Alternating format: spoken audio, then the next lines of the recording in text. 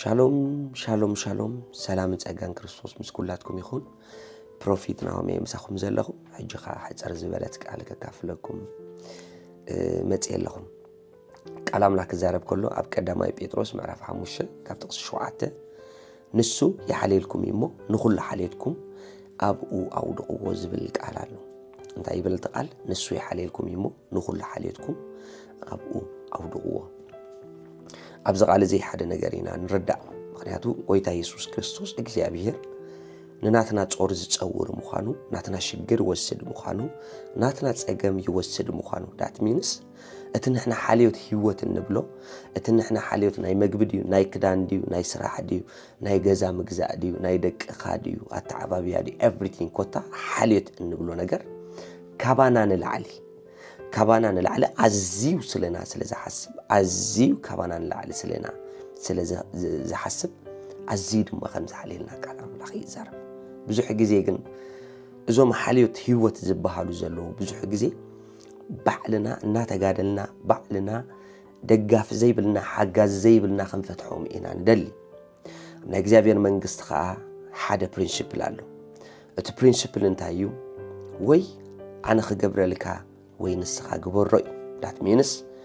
ሽግርካ ወይ ባዕልኻ ክትፈትሖ ፈትን ወይ ከዓ ኣነ ክፈትሖ ግደፈኒ እዩ ሓደ ግዜ ሓደ ሰብኣይ ብዙሕ ግዜ እንታይ ይገብር ነይሩ ከቢድ ሸኸም ተሰኪሙ ይኸይል ነይሩ እናኸደ ከሎ ሓደ ካልእ ሰብኣይ ድማ ሸኸም ዘይብሉ ግን ከዓ ኣብ ጎኑ ካልእ ኣካል ሸኸሙ ዝተሰከመ ግን ከዓ ክኸይድ ርእሞ እንታይ ዳኣ እቲ ሸኸም ካበይንኻ ትስከሞ ይብሎ እቲ ሓደ ሰብኣይ ከዓ እንታይ ይብሎ መንዳኣ እሞ ክስከመለይ እቲ ሸኸም ባዕለይ ተሰኪመ እየ ዝኸይድ ብሎ ንዓይ ትርእየኒ እንዲኻ እዚ ዝሓዊ ተሸኪምዎ ዘሎ እኮ እዚ ዝሓዊ እዚ ምሳይ ዘሎ ሰብ ተሸኪምዎ ዘሎ ሰኸም እኮ ናተይ ሰኸም እዩ ናቱ ይኮነ ስለዚ ይሽከመልካ ሰብ ክደሊ ኣለካ ይብሎ እሞ ኣነስ ክሳዕ እዛ ሰዓት እዚኣ ሸኸመይ ባዕለይ ፀረ ዝኸይድ ሰብ እየ ይብሎ ድሓር እንታይ ይብሎ በላና ሓደ ነገር ከማኽረካ ይብሎ ኣብቲ ከተማ ምስከድካ ብናፃ ብዘይ ክፍሊት ክሕግዙ ጠጠው ዝበሉ ኣጉባዝ መንእሰያት ኣለዉ ይብሎ ኣብኡ እንድሕር ኬድካ በቃ እሶም ክዳፍኡኻ እዮም ማለት ተዳፊኦም ሲ ሸኸምካ ክስከሙልካ እዮም ክንሕግዘካ ኢሎም ክርብሹኻ እዮም ከማን ኣይትልምኖም ኢኻ ይብሎ ድሓር ሰብኣይ ሕራ ኢሉ ናብቲ ከተማ ይኸይድ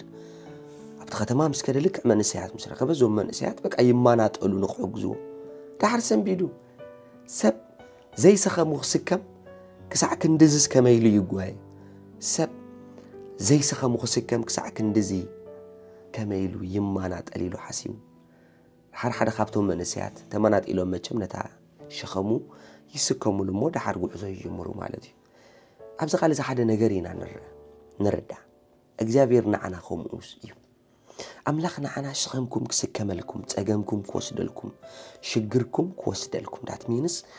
ኩሉ ጾርኩም ዘበለ ባዕለይ ክጾሮ እዩ ዝብለና ስለዚ ኣምላኽ ኩሉ ክጾረልኩም ኢልና ከሎ ንሕና ባዕልና ኢና ንጾሮ ክንብል ከለና ክልተ በበይኑ ጫፋት ስለምንታዮም ነዊሕ ዘመናት ጾር ሃሊካ ከይተፈትሑ ዝነብሩ ቢኮዝ እስኻ ክትፈትሖም ስለትደሊ ዘሎ እዩ ንስኻትኩም ክትፈትሕዎ ስለትደሊ እዩ ኣምላኽ ክፈትሖ እግዚአብሔር ክፈትሖ ስለዘይልቀቕ ብዙሓት ሰባት ኣብ ኣፍ ክዛረቡ ከለዉ ኣነ እኮ ጉዳይና ኣምላኽ ሂቤ እየ ዝብልዎ ኣብ ኣፎም እዮም ከምኡ ኣብ ሕቖኦም ግን ተሰኪሞም ኣሎ ኣብ ኣፎም ጾረይ ኩሉስ ንኣምላኽ ሂቤ ይብሉ እዮም ነገር ግን ኣብቲ ፕራክቲስ ኣብቲ ላይፍ ወይ ከዓ ኣብቲ ኣነባብራ ህይወት ክትሪኡ ከለኹም ግን እቲ ጾር ገና ተሰኪሞም እዮም ዘለዉ እግዚአብሔር እቲ ጾር ሂበካ ኣለኹ ምባል ኣብ ኣፍ ጥራይ ክኸውን ኣይደልን ፕራክቲስ ክትቦ እዩ ዝደሊ ስለዚ ጾርካ ብዘይ ዝኾነ ተረፍ ንዕኡ እንተዳሂብካዮ ክፎክሰካ እዩ ጎይታ ኢየሱስ ክርስቶስ ክዛረብ ከሎ ኣብ ማቴዎስ 11:28 ከምዚ ኢሉ ኣቱም ኩልኹም እትጽዕሩን ጾር ዝኸበደኩምን أنا غعرفكم نباينو أتم كلكم اتتصعرون صور زخبدكم أنا غعرفكم نباينو أنا لو هي سران جعتن 35 يبل أنا لو هي البيت حوتي أرعتي فوكشيو صوريون قليلي مو أرعتي صورو كباي تمهارون نفسهم كعرفت خطرخبو يخو تمهارون نفسهم كعرفتي كترخبو يخو سلازي قويت خزارب كل أتم كلكم اتتصعرون صور زخبدكم أنا غعرفكم سلازي تيرنا يون نخيد زلنا نجار تيركم موت تخدو زلهم نجار بعلنا تيرنا يخن كيدينا انتيلنا بشجرينا خن ودق أي فتحني سب تيرو أي كلون عبز من درز سبيشالي عبزات علمات زخونت ناي مكرا ناي شجر ناي تأجم زخونت مدري تصور تير كام خاد أسي أتأجمي سلز قويتا يسوع كريستوس تصوركم كجرالكم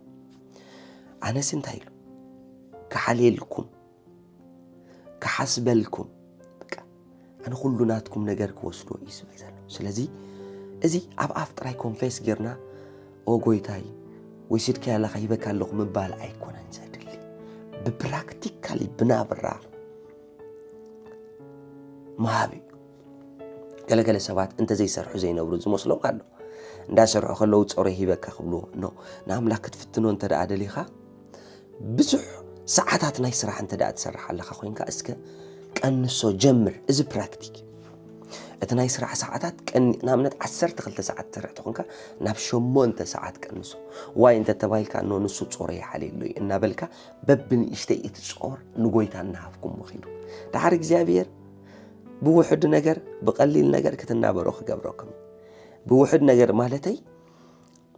وحد ነገር ግን አድማዒ ነገር وحد ነገር ግን كبزح اتوات ترخبلو افدقታት كخفتلكم እግዚአብሔር መንገድታት كخفتዩ እግዚአብሔር አፍደገታት كخفتዩ بشم ኢየሱስ ክርስቶስ እብላለሁ ሎሚ ጾር ዝኸበዳ ዘበለት ነፍሲ በዚ ሰዓት ዝኹሉ خرግፈላ ጸልያለሁ كل ጾር ዝኸበዳ ዘበለት ነፍሲ በዝሎም ማዓንት እዚኣ በዛ ቃል እዚኣ በዚ ቃል እዚ በዚ ደቂቅ እዚ بشم ኢየሱስ ክርስቶስ ክረግፍ እጸልያለሁ كل ጾር በኢየሱስ ቅዱስ ስም ይውደቅ كل ጾር بشم ኢየሱስ ክርስቶስ حنسابنا حوارون رمعمع ኢሉ ካብ ህይወትኩም ይጥፋ ሎሚ ይብላለሁ ጾርኩም ዝስከል አምላኽ ስለዘለኩም ነቲ ጾርኩም ዝስከም ጎይታ ጾርኩም አራግፉሉ بشم ኢየሱስ ክርስቶስ አሜን